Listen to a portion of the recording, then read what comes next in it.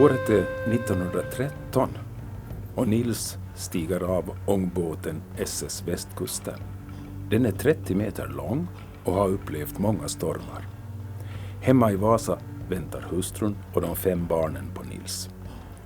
Livet till sjöss försörjer hela familjen. Kyrkklockan slår 3 när Nils går hemåt medan båten lättar ankar och styr mot Härnösand. Han vet inte att SS Västkusten kommer att förlisa några timmar senare. På eftermiddagen den 22 oktober 1913 lättade SS Västkusten ankar i Vasa och påbörjade sin resa via Härnösand till Sundsvall. I lasten fanns säd, styckgods, 48 hästar och nötkreatur samt knappt 40 passagerare och besättning. På havet var det stormigt och västkustens konkurrent, den svenska ångbåten Carl von Linné, som tillhörde ett annat rederi, stannade i hamnen för att invänta bättre väder. När västkusten hade passerat den inre skärgården blev väderförhållandena så svåra att kaptenen beslöt att återvända till Rönnskär för skydd. Klockan 18 på kvällen fick båten bottenkänning. Ankaret sänktes men höll inte.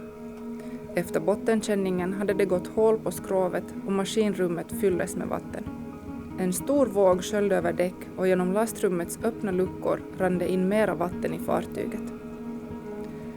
Vattnet i skrovet gav skeppet slagsida och det gick under. Till sist stack endast masten och skorstenen upp över vattenytan. En av passagerarna, en boskapshandlare vid namn Henriksson från Schönvik i Sverige, lyckades klättra upp i masten och klänga sig fast. Han räddades 13 timmar senare av det förbipasserande ångfartyget Carl von Linné.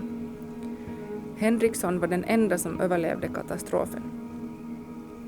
En av hästarna som funnits ombord på fartyget lyckades ta sig i land på svenska sidan, men skadade sig så olyckligt på stenarna i stranden att den senare måste avlivas.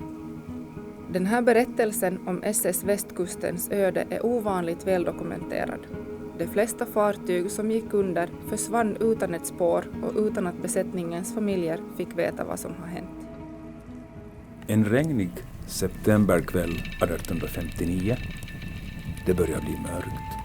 Elden sprakar i eldstaden där Signe står och rör om i gröten. Snart kommer han hem, tänker hon. Anders är ute med hästen. De transporterar kärltunnor till handelshamnen i Kristinestad. Arbetsdagen har varit lång, men snart är segelfartyget Fides färdiglastat inför avfärden mot England. Då får Anders återgå till sin trygga fiskebåt. En annan väldokumenterad förlisning är barkskeppet Fides från Kristinestad. Det avseglade från Österbotten hösten 1859 lastad med trävirke och tjära. I England lastades Fides om med varor som skulle till Australien, men skeppet lyckades inte ta sig ända fram. Natten mot den 21 maj år 1860 slogs fartyget i spillror mot stenarna utanför Kangaroo Island. Kaptenen och 9 besättningsmän omkom, men 5 män överlevde och lyckades ta sig i land. De vandrade genom ödemarken i 3 dygn innan de kom fram till fyren vid Cape Borda, där de fick hjälp av fyrvaktaren.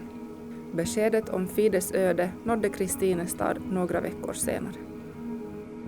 På segelfartygen var hårda och farliga arbetsmoment ofrånkomliga. Besättningsmännen måste kunna klättra upp i riggen även under de svåraste väderförhållanden, ligga på mage över rårna och med båda händerna bärga segel som slog i vinden. Det krävdes starka nerver, god fysik och inte minst god förmåga till samarbete. Kyla, fukt, stormar och ibland till och med isberg gjorde att arbetet ombord blev extra hårt och farligt. Främsta orsaken till haverier var antagligen stormar, men kunde också bero på dåligt underhållna skepp. Om man råkade ramla över bord fanns det inte stora chanser till räddning. Kamraterna ombord kunde slänga ut en livboj, men det var säkert mest för att de ville lätta på sitt eget samvete. Ett skepp i storm kunde inte vända för att plocka ombord den olyckliga stackare som fallit över bord.